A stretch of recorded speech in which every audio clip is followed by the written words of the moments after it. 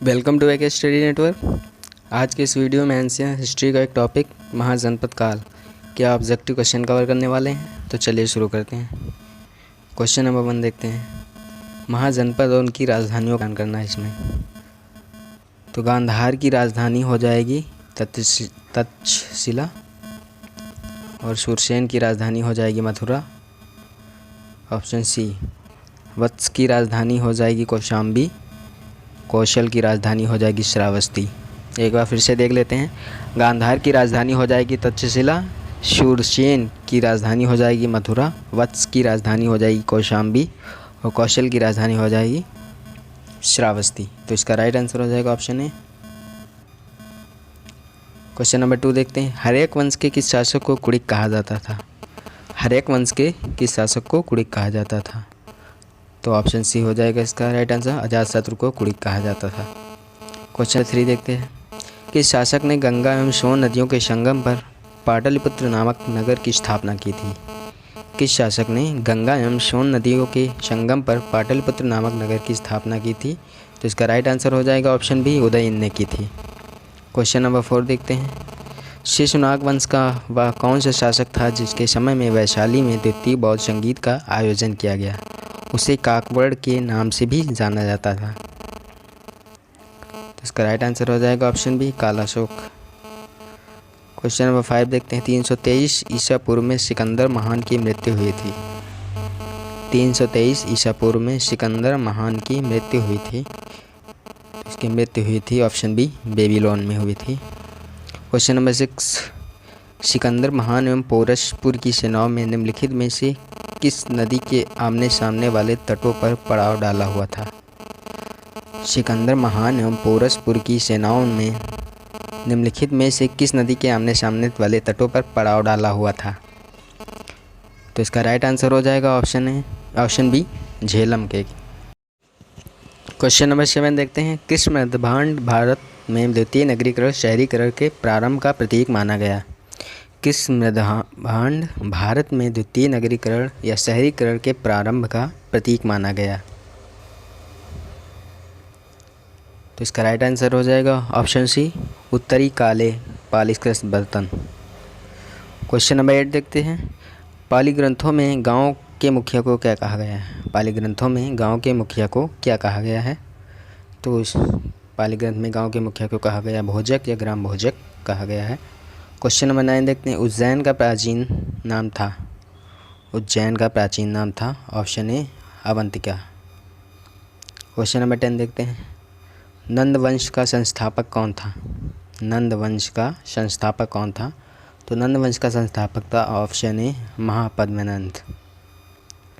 Question number 11 देखते हैं। Greek यूनानी लेखकों द्वारा किसे अग्नमीज जैंडरमीज कहा गया? ग्रीक यूनानी लेखकों द्वारा किसे अग्नमीज जैंडरमीज कहा गया? तो इसका राइट आंसर हो जाएगा ऑप्शन डी, घनानंद को कहा गया है। क्वेश्चन नंबर 12 देखते हैं। प्राचीन भारत में पहला विदेशी आक्रमण किनके द्वारा किया गया? प्राचीन भारत में पहला विदेशी आक्रमण किनके द्वारा किया गया? तो इसका राइट आंसर हो जाएगा ऑप्शन ए, ईरानियों द्वारा किया गया था। क्वेश्चन नंबर 13 देखते हैं। प्राचीन भारत में दूसरा विदेशी आक्रमण एवं पहला यूरोपीय आक्रमण किनके द्वारा किया गया? प्राचीन भारत में दूसरा विदेशी आक्रमण एवं पहला यूरोपीय आक्रमण किनके द्वारा किया गया? तो इसका राइट आंसर हो जाएगा ऑप्शन बी, यूनानियों द्वारा। क्वेश्चन नंबर 14 देखते हैं। ईरान के खमनी वंश के किस शासक ने भारतीय भूभाग को जीतने के बाद उसे फारस साम्राज्य का 20वां प्रांत बनाया? ईरान के खमनी वंश के किस शासक ने भारतीय भूभाग को जीतने के बाद उसे फारस साम्राज्य का 20वां प्रांत बनाया? तो इसका राइट आंसर हो जाएगा ऑप्शन बी, डेरियस या दारेबाहु प्रथम। क्वेश्चन नंबर 15 देखते हैं। हाइडेस्पस या वितस्ता का युद्ध किन किन शासकों के बीच हुआ? हाइडेस्पस या वितस्ता का युद्ध किन किन शासकों के बीच हुआ? तो यह हुआ था ऑप्शन ए, सिकंदर एवं पोरस के मध्य हुआ था। क्वेश्चन नंबर 16 देखते हैं। सिकंदर ने भारत पर कब आक्रमण किया? सिकंदर ने भारत पर कब आक्रमण किया? तो इसका राइट आंसर हो जाएगा ऑप्शन ए 326 ईसा पूर्व में किया था। क्वेश्चन नंबर 17 देखते हैं। सूची 1 व सूची 2 को सम्मिलित करना, शासक और वंश का मिलान करना है इसमें।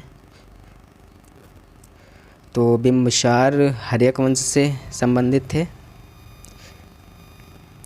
और कालाशोक से शिशुनाग वंश से संबंधित।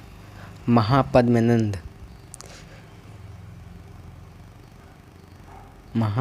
संबंधित है नंद वंश से और बिंदुसार संबंधित थे मौर्य वंश से। एक बार फिर से देख लेते हैं।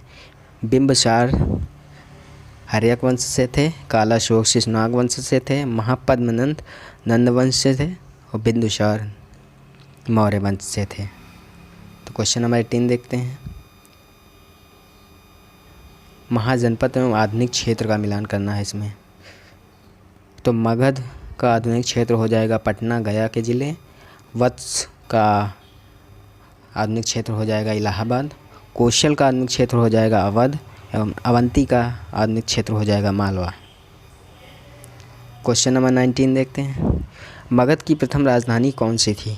मगध की प्रथम राजधानी कौन सी थी? तो मगध की प्रथम राजधानी गिरिव्रज या जैसे राजगृह कहते हैं। क्वेश्चन नंबर 20 देखते हैं। किस शासक द्वारा सर्वप्रथम पाटलिपुत्र का राजधानी के रूप में चयन किया गया? किस शासक द्वारा सर्वप्रथम पाटलिपुत्र का राजधानी के रूप में चयन किया गया? तो इसका राइट आंसर हो जाएगा ऑप्शन सी उदयन द्वारा। क्वेश्चन नंबर 21 देखते हैं। 16 महाजनपदों की सूची उपलब्ध है। 16 महाजनपदों की सूची उपलब्ध है। तो ये उपलब्ध है ऑप्शन बी अंगुत्तर निकाय में। क्वेश्चन नंबर 22 देखते हैं। निम्नलिखित में से मगध का कौन सा राजा सिकंदर महान का समकालीन था? निम्नलिखित में से मगध का कौन सा राजा सिकंदर महान का समकालीन था? तो इसका राइट आंसर हो जाएगा option B Ghanananda. Question number 23 देखते हैं। प्रथम मगध साम्राज्य का उत्कर्ष किस सदी में हुआ था? प्रथम मगध साम्राज्य का उत्कर्ष किस सदी में हुआ था? तो यह हुआ था ऑप्शन बी 6ठी सदी ईसा पूर्व में हुआ था। क्वेश्चन नंबर 24 देखते हैं। सिकंदर की भारत में सफलता के निम्न कारण थे। सिकंदर की भारत में सफलता के निम्न कारण थे। पहला, भारत में तब कोई केंद्रीय सत्ता नहीं थी, सही है। उसकी सेना श्रेष्ठ प्रकार की थी, ये भी सही है। 3 देखते हैं। उसे देशद्रोही भारतीय शासकों का सहयोग मिला, ये भी सही है। क्वेश्चन 4 देखते हैं। वह एक अच्छा प्रशासक था, ये भी सही। तो इसका राइट आंसर हो जाएगा ऑप्शन डी। क्वेश्चन नंबर 25 देखते हैं। सूची 1 में सूची 2 को मिला राजा और राज्य का मिलान करना है। तो प्रद्योत राजा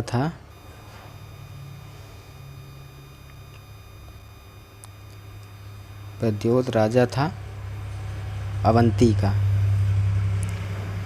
और उदयन था, वत्स से संबंधित था। और प्रसेनजित जो कि संबंधित था कौशल से। और अजातशत्रु का संबंध था मगध से।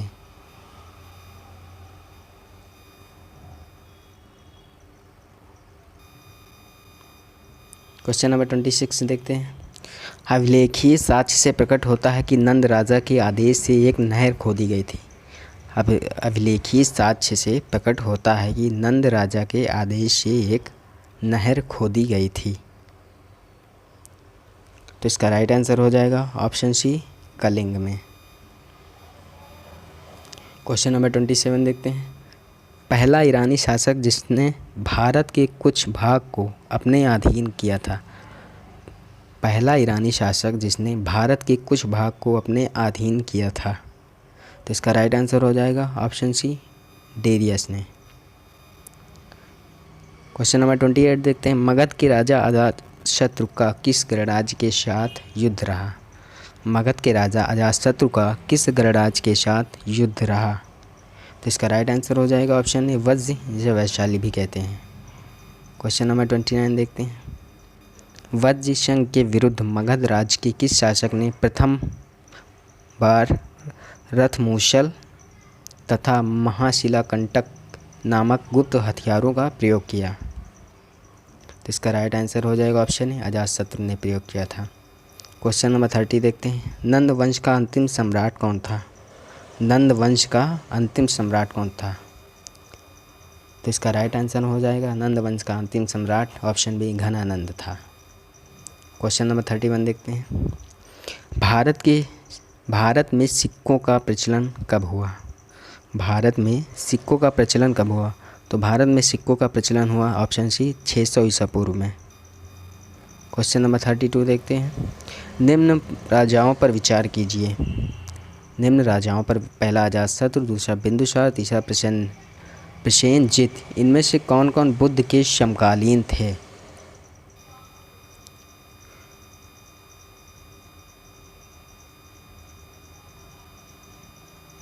तो इसमें बुद्ध के समकालीन थे, पहला थे अजातशत्रु थे और तीसरा थे प्रसेनजित। तो इसका राइट आंसर हो जाएगा ऑप्शन सी। क्वेश्चन नंबर 33 देखते हैं, छठी सदी ईसा पूर्व के दौरान बड़े राज्यों के उदय का मुख्य कारण क्या था? छठी सदी ईसा पूर्व के दौरान बड़े राज्यों के उदय का क्या कारण था? तो ऑप्शन ए पढ़ते हैं, उत्तर प्रदेश और बिहार में व्यापक पैमाने पर लोहे का उपयोग, ये सही है। ऑप्शन बी देखते हैं, जनजातीय समाज में अधिक व्यवस्थित जीवन का मार्ग प्रशस्त, गलत। अब ऑप्शन सी देखते हैं, व्यापार एवं वाणिज्य का उल्लेखनीय विकास, ये भी गलत। तो इसका राइट आंसर हो जाएगा ऑप्शन ए, उत्तर प्रदेश और बिहार में व्यापक पैमाने पर लोहे का उपयोग हुआ। क्वेश्चन नंबर 34 देखते हैं, मगध सम्राट बिंबिसार ने अपने राजवैद्य जीवक को किस राज्य के राजा की चिकित्सा के लिए भेजा था? मगध सम्राट बिंबिसार ने अपने राजवैद्य जीवक को किस राज्य के राजा की चिकित्सा के लिए भेजा था? तो भेजा था option C, Avanti. Question number 35 देखते हैं, किस शासक ने अवंती को जीतकर मगध का हिस्सा बना दिया? किस शासक ने अवंती को जीतकर मगध का हिस्सा बना दिया? तो इसका राइट आंसर हो जाएगा option C, Sheshnag. Question number 36 देखते हैं, किस मगध सम्राट ने अंग का विलय अपने राज्य में कर लिया? किस मगध सम्राट ने अंग का विलय अपने राज्य में कर लिया? तो इसका राइट आंसर हो जाएगा ऑप्शन है, बिंबिसार। क्वेश्चन नंबर 37 देखते हैं, शेषनाग ने किस राज्य का विलय मगध साम्राज्य में नहीं किया? शेषनाग ने किस राज्य का विलय मगध साम्राज्य में नहीं किया? तो इसका राइट आंसर हो जाएगा ऑप्शन, गलत है, ऑप्शन डी, काशी में। क्वेश्चन नंबर 38 देखते हैं, काशी और लिच्छवी का विलय मगध साम्राज्य में किसने किया? काशी और लिच्छवी का विलय मगध साम्राज्य में किसने किया? तो इसका राइट आंसर हो जाएगा ऑप्शन बी, अजातशत्रु ने किया था। क्वेश्चन नंबर 39 देखते हैं, मगध साम्राज्य के बारे में कौन सही नहीं है? मगध साम्राज्य के बारे में कौन सही नहीं है? तो ऑप्शन 1 पढ़ते हैं, पुराणों एवं महाकाव्यों के अनुसार इसकी स्थापना बृहदत्त ने की थी, ये सही है। ऑप्शन बी, महापद्मनंद ने इसे सर्वाधिक विस्तार प्रदान किया तथा सर्वछत्रात्रक एवं इकराट की उपाधि धारण की, ये भी सही है। ऑप्शन सी पढ़ते हैं, गिरिव्रज, राजगृह, पाटलिपुत्र एवं वैशाली क्रमशः इसकी 4 राजधानियां बनी, ये भी सही है। तो इसका राइट आंसर हो जाएगा ऑप्शन डी, इनमें से कोई नहीं। क्वेश्चन नंबर 40 देखते हैं, सिकंदर के आक्रमण के समय उत्तर भारत पर निम्नलिखित राजवंशों में किस एक का शासन था? सिकंदर के आक्रमण के समय उत्तर भारत पर निम्नलिखित राजवंशों में किस एक का शासन था? तो इसका राइट आंसर हो जाएगा ऑप्शन है, नंद वंश। क्वेश्चन नंबर 41 देखते हैं, निम्नलिखित में कौन सा एक ईसा पूर्व में 6वीं शताब्दी में प्रारंभ में भारत का सर्वाधिक गई थी शक्तिशाली नगर राज्य था? निम्नलिखित में कौन सा एक ईसा पूर्व 6वीं सदी में प्रारंभ भारत में एक सर्वाधिक गई थी शक्तिशाली नगर या राज्य था? तो इसका राइट आंसर हो जाएगा ऑप्शन डी, मगध था। क्वेश्चन नंबर 42 देखते हैं,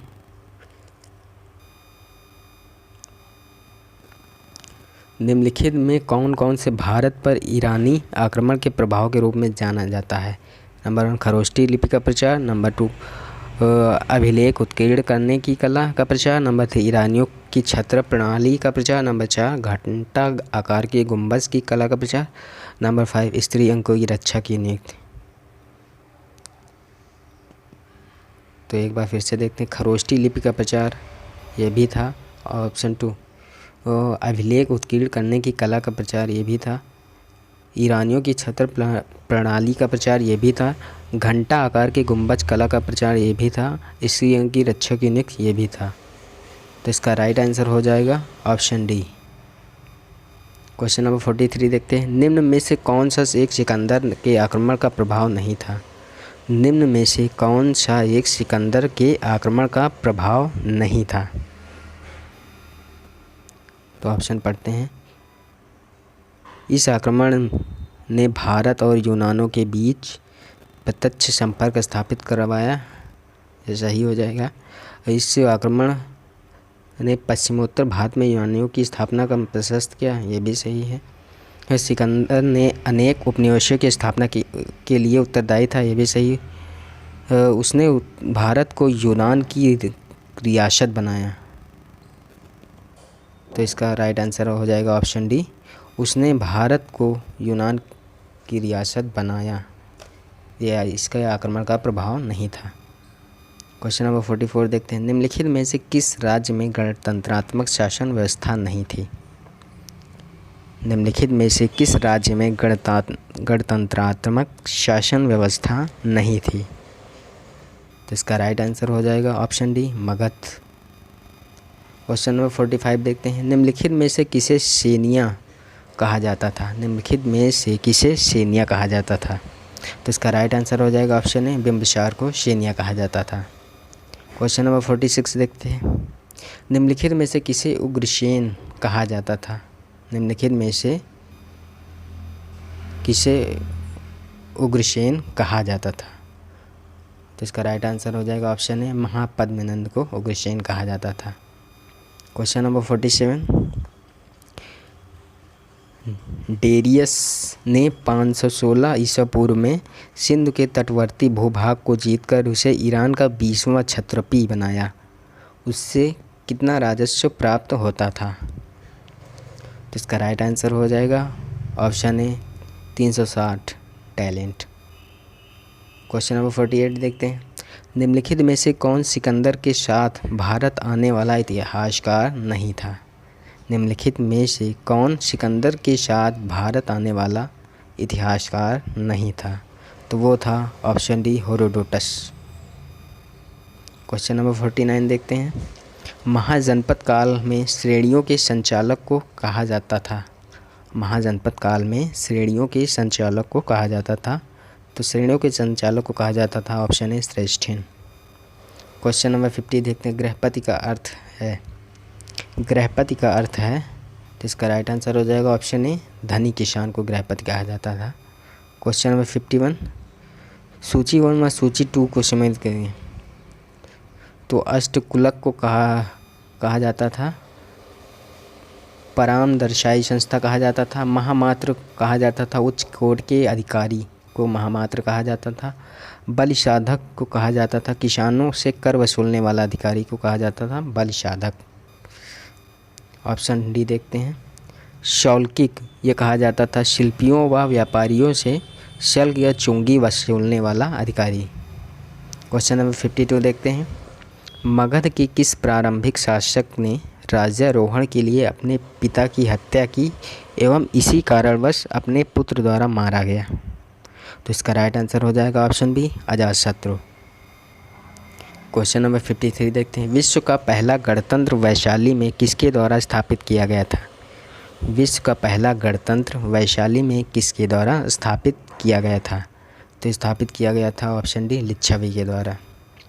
क्वेश्चन नंबर 54 देखते हैं। महाजनपद और उनकी राजधानी का मिलान करना है। तो कुर की राजधानी हो जाएगी आदिच्छत्र जिसको कहते हैं, और नहीं सॉरी कुर की राजधानी इंद्रप्रस्थ कहलाती है। ऑप्शन ए कुर की राजधानी इंद्रप्रस्थ कहलाती है। और पांचाल की राजधानी अधिछत्र कहलाती है। कौशल की राजधानी साकेत कहलाती है। और वत्स की राजधानी हो जाएगी कौशाम्बी। तो एक बार फिर से देख लेते हैं। कुरु की राजधानी इंद्रप्रस्थ कहलाती, पांचाल की राजधानी अधिछत्र कहलाती है, कौशल की राजधानी साकेत कहलाती है, तब वत्स की राजधानी कौशाम्बी कहलाती है। क्वेश्चन नंबर 55 देखते हैं। निम्न में से कौन एक बौद्ध ग्रंथ 16 महाजनपदों का उल्लेख करता है? निम्न में से कौन एक बौद्ध ग्रंथ 16 महाजनपदों का उल्लेख करता है? तो इसका राइट आंसर हो जाएगा ऑप्शन ए अंगुत्तर निकाय। क्वेश्चन नंबर 56 देखते हैं। निम्नलिखित में से कौन सा एक मगध राज्य की राजधानी नहीं रहा? निम्नलिखित में से कौन एक मगध साम्राज्य की राजधानी नहीं रहा? तो मगध साम्राज्य की राजधानी नहीं रहा option D Kaushambi. Question number 57 देखते हैं। ईरान के खमनी वंश के किस शासक ने भारतीय भूभाग को जीतने के बाद उसे फारस साम्राज्य का 20वां प्रांत बनाया? ईरान के खमनी वंश के किस शासक ने भारतीय भूभाग को जीतने के बाद उसे फारस साम्राज्य का 20वां प्रांत बनाया? तो इसका राइट आंसर हो जाएगा ऑप्शन डी बी डेरियस या दरैबाहु प्रथम क्या बोलते हैं इसे। क्वेश्चन नंबर 58 देखते हैं। हाइडेस्पस या वितस्ता का युद्ध किन किन शासकों के बीच हुआ? हाइडेस्पस या वितस्ता का युद्ध किन किन शासकों के बीच हुआ था? तो यह हुआ था ऑप्शन ए सिकंदर एवं पोरस के मध्य।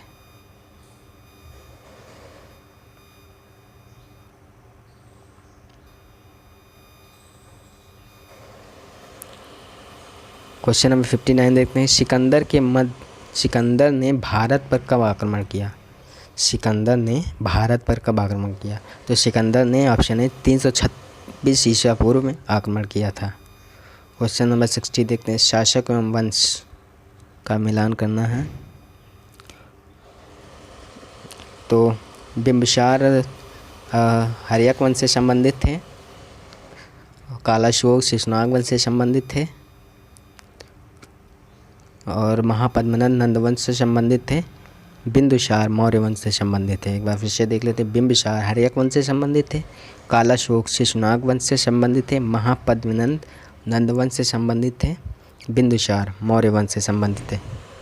इस टॉपिक से रिलेटेड जितने भी इम्पॉर्टेंट क्वेश्चन थे सारे कंप्लीट हो चुके हैं। अगर आपको डेली टॉपिक वाइज क्वेश्चन मिलते रहें तो चैनल को सब्सक्राइब कर लें।